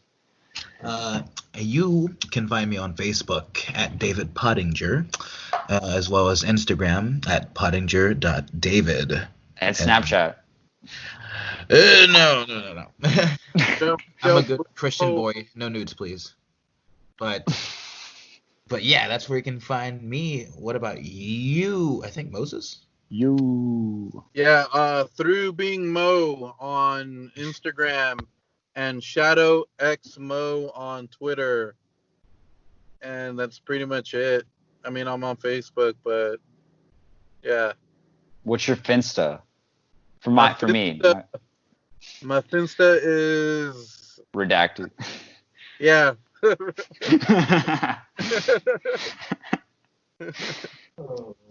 Here.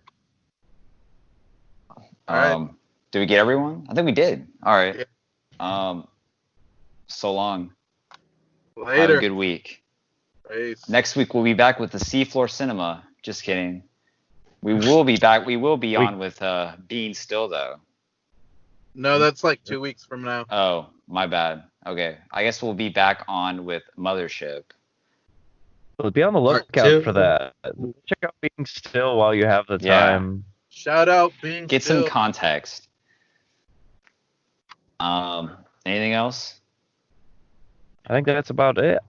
All right. Thank you for joining Awesome. us on the Team Podcast. Thank you. I'm gonna go take a shower and then be an hour late to dinner with my extended family, but it's worth it. Thank Hey, you. Cool. Later. Later.